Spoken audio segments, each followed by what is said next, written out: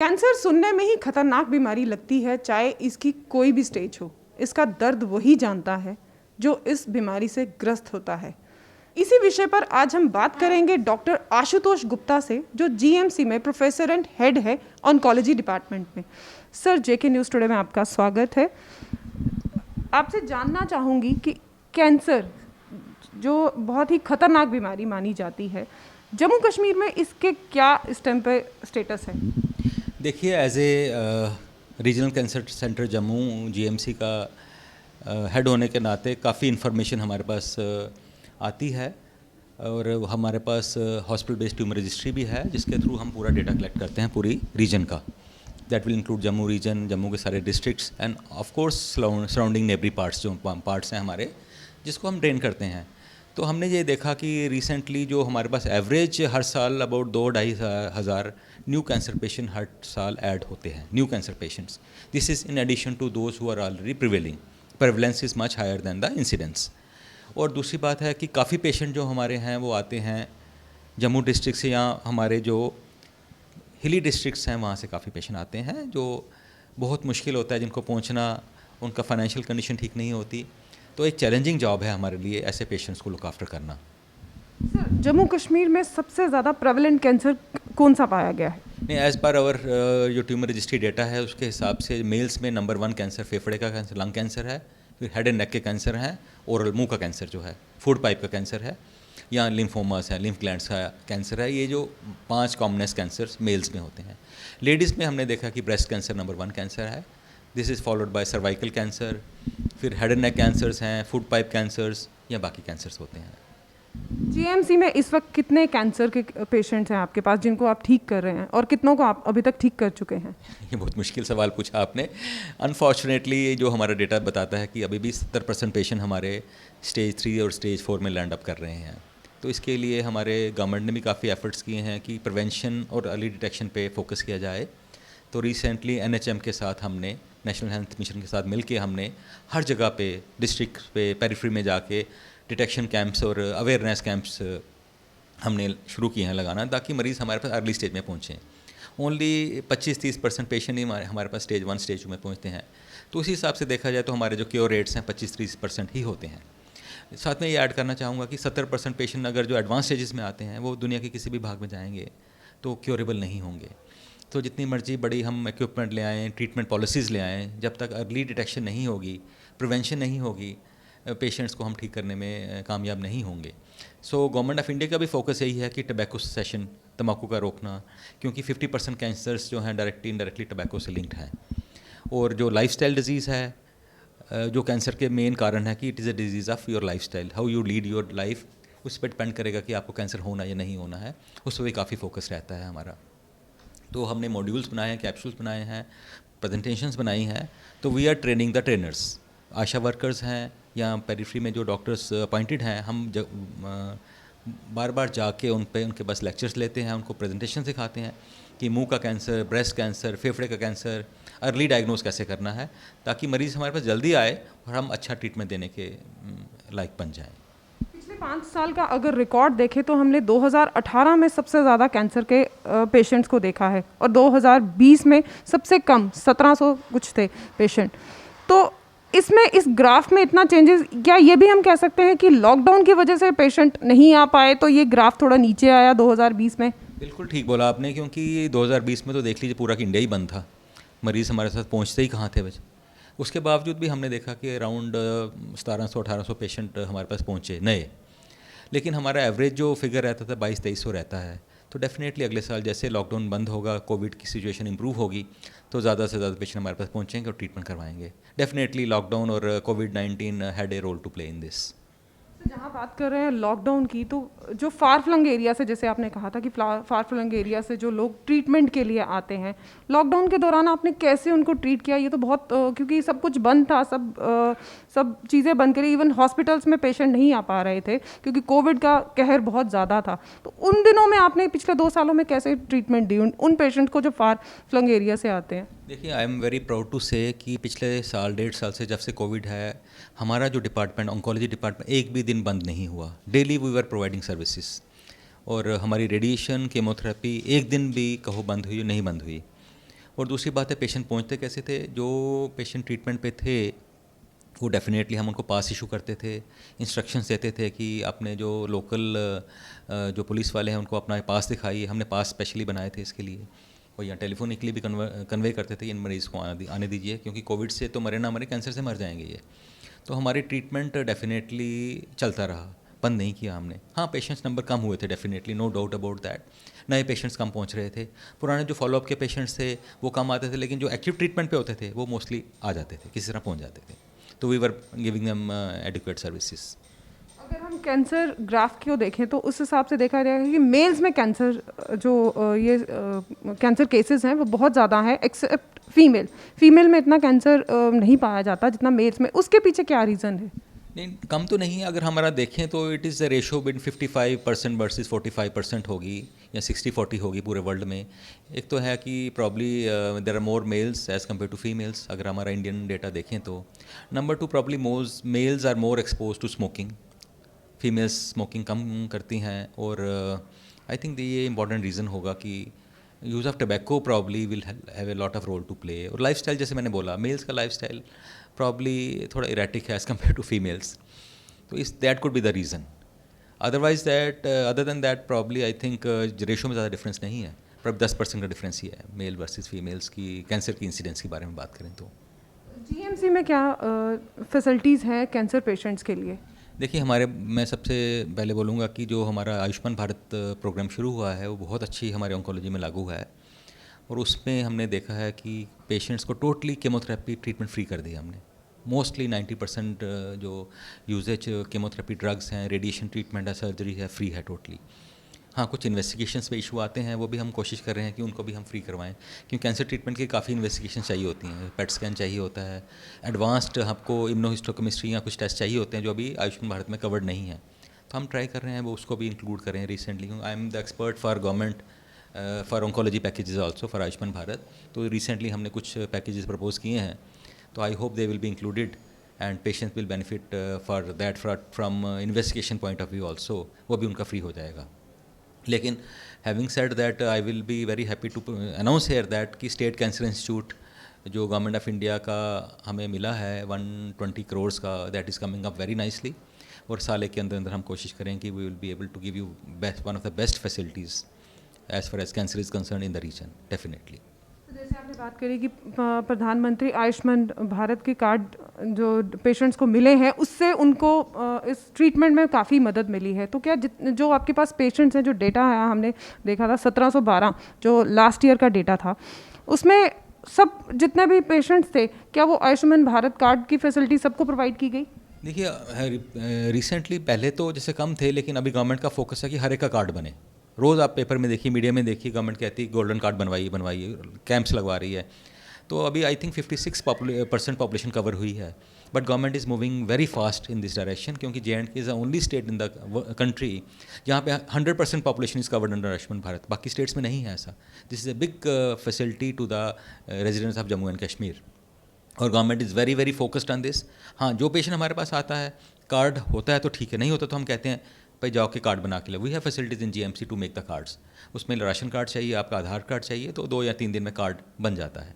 तो जो पेशेंट आता भी है, 2-4 दिन जो इन्वेस्टिगेशन होती हैं या टेस्ट होते हैं, हम उस दौरान कोशिश करते हैं कि वो कार्ड बनवा ले अपना, ताकि ही और she should avail facilities for free treatment. Common cancers जैसे आप बता रहे थे कि लंग्स का कैंसर होता है या फीमेल्स में ब्रेस्ट कैंसर ज़्यादा पाया जाता है, किस एज ग्रुप के लोग इस कैंसर से ग्रस्त होते हैं? मतलब ज़्यादा कॉमन किस एज में आपको वो दिखता है? देखिए, हमने जो अपना डेटा देखा तो 40 ईयर्स के ऊपर, 40, 60, 60, 80 2 ग्रुप्स हैं जो मैक्सिमम जो कैंसर में पाए गए हैं लोगों को। बच्चों में भी होता है, पीडियाट्रिक ग्रुप अलग है, या यंग पेशेंट्स भी होते हैं, लेकिन मैक्सिमम कैंसर अबव 40 होते हैं, और अबव 60 भी हमने काफ़ी देखा है पेशेंट्स को। जो हमारे जो डेटा है उसके हिसाब से अराउंड 70% के पेशेंट्स आई थिंक अबव 40 रहेंगे, अब द एज ऑफ 40। जैसे मैंने बताया, कैंसर एक डिजीज़ है लाइफस्टाइल की, तो जैसे लाइफस्टाइल की चेंजेस, आदमी स्मोकिंग को एक्सपोज होता है, 10-20 साल लगते हैं, उसके बाद कैंसर बनता है, या कोई भी कार्सिनोजेनिक एजेंट है तो इसमें टाइम लगता है।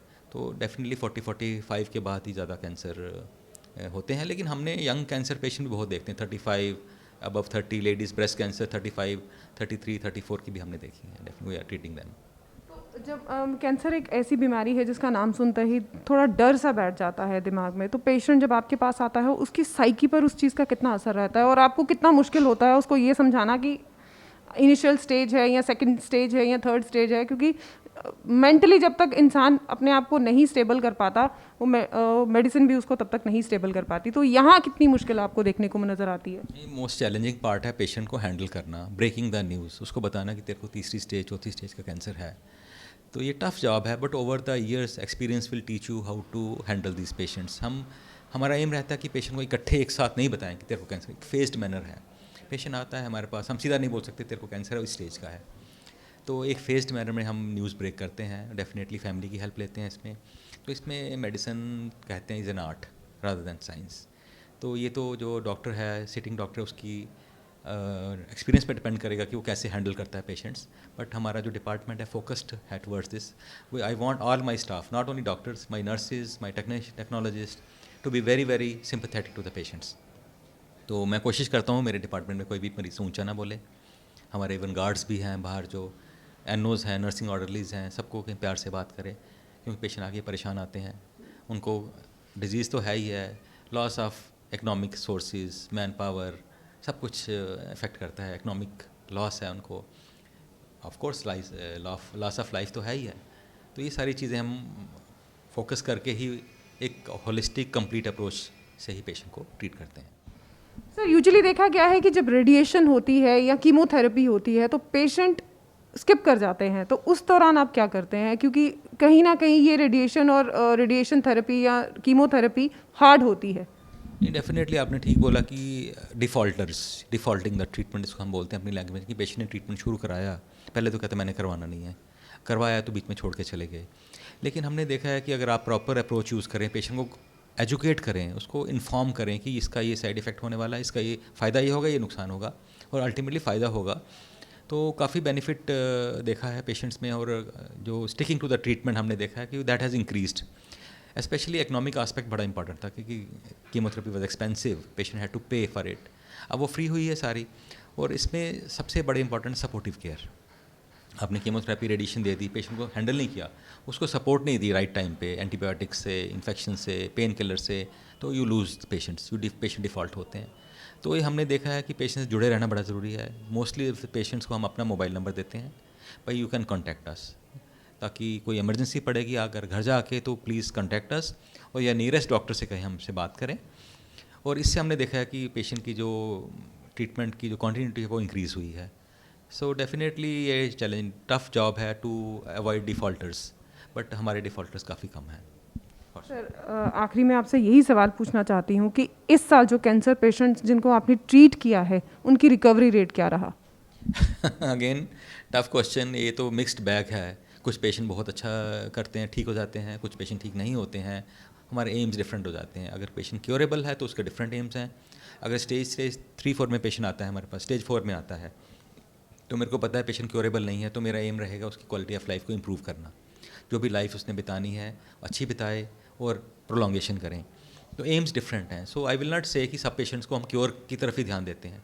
ऑफ कोर्स पेशेंट बिल्कुल लास्ट स्टेज में आता है तो हम चाहते हैं 6 महीने साल काटे, अच्छा काटे, he should have good quality of life.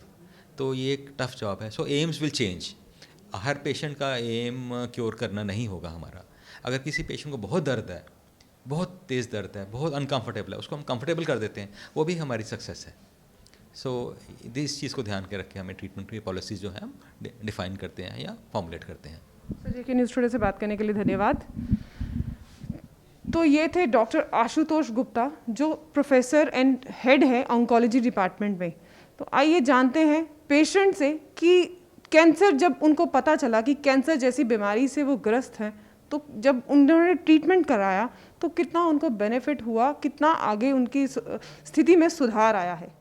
तो यहाँ एक कैंसर पेशेंट है जीएमसी में, ऑन्कोलॉजी डिपार्टमेंट में। इनसे जानेंगे कि यहाँ पर ट्रीटमेंट करवाने से अब उन्हें कितना फ़र्क पड़ा है। आपका नाम? सनी कुमार। कब से आपको पता चला कि आपको कैंसर है? बुखार की वजह से, फीवर था मेरे को।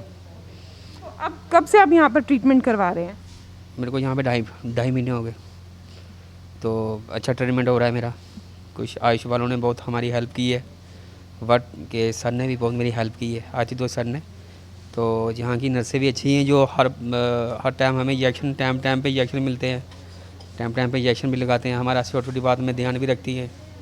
तो सबसे पहले तो मैं आयुष वालों का थैंक्स करता हूँ और आतितोष सर का भी थैंक्स करता हूँ, और इनको जो जितने भी जो यहाँ पे सिस्टरें वगैरह जो हमको टाइम पे इंजेक्शन वगैरह देती हैं, हमको दवा भी टाइम पे मिलती है।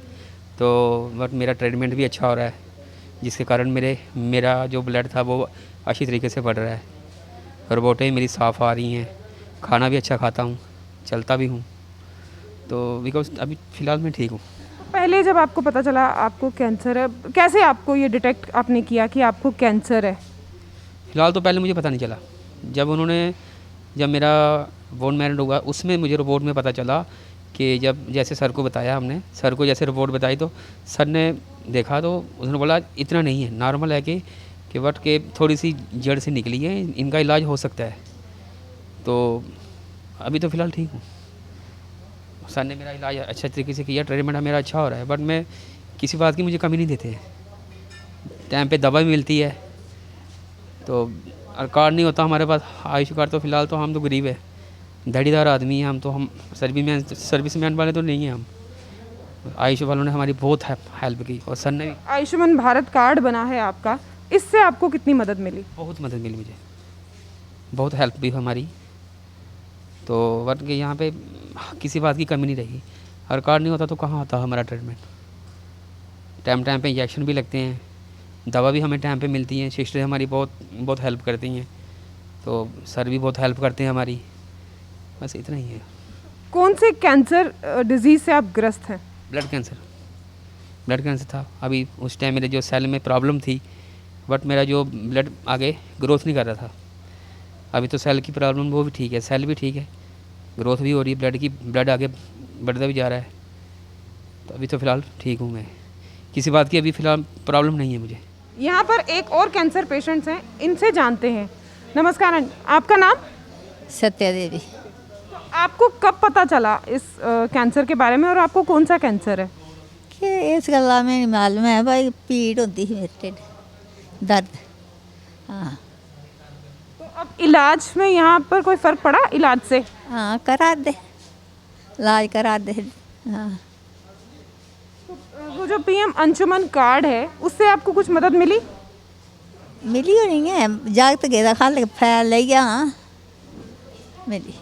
ऊपर वाले ने इंसान को बनाया, हम रिश्ते बनाएंगे एक दूसरे से। गोल्डी मसाले, जहाँ भी जाए रिश्ते बनाए। गोल्डी मसाले।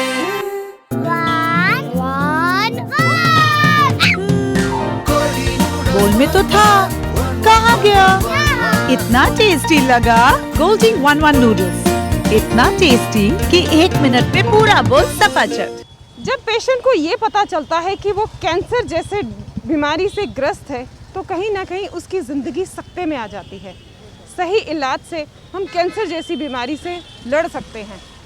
हमने पेशेंट से यहाँ पर बात करी, हमने डॉक्टर से भी बात की, उन्होंने हमें ये बताया कि सही इलाज और सही वक्त पर इलाज करने से हम कैंसर जैसी बीमारी से भी लड़ सकते हैं। और जैसे प्रधानमंत्री आयुष्मान कार्ड की मदद से भी इस बीमारी पर जो खर्चे आते हैं उसमें भी कहीं ना कहीं काफ़ी हमें मदद मिलती है। कैमरामैन भुजिंदर खजूरिया के साथ मैं Neetu Singh, JK news today, Jammu.